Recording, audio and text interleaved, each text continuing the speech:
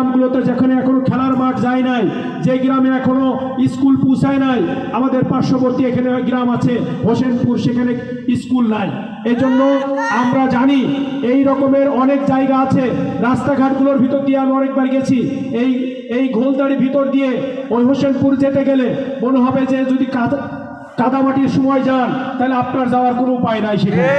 এই জন্য এই রাস্তাঘাটগুলো আমরা যদি দুর্নীতি বন্ধ করতে পারি তাহলে এই রাস্তাঘাট করতে আমাদের খুব বেশি সময় লাগবে না। প্রায়োরিটির ভিত্তিতে যে রাস্তাঘাটগুলো সবচেয়ে বেশি খারাপ সবার আগে সেইগুলো করা হবে ইনশাল্লাহ। এবং এই রাস্তার যে বরাদ্দ সেই বরাদ্দের টাকার কাজ হবে, কোনো পার্সেন্টেজ কাউকে আমরা খেতে দিব না।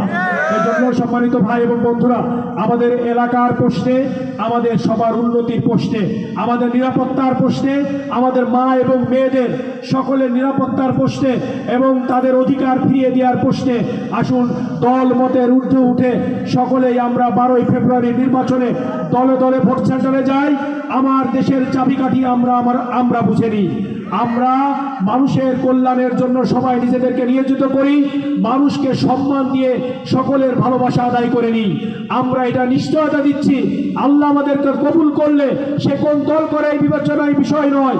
যে যে বিষয়ে যোগ্যতা সম্পন্ন, সে কৃষি খাতে যোগ্যতা সম্পন্ন ব্যক্তি হলে, ব্যবসায়ীতে যোগ্যতা সম্পন্ন ব্যক্তি হলে, কিংবা শিক্ষায় ভালো মানের শিক্ষাবিদ হলে, এই রকমের যারাই হবে তাদেরকে নিয়ে সমন্বয় করে আমাদের এলাকার সকল উন্নতির প্যারামিটারকে আমরা বাড়িয়ে নিতে চাই।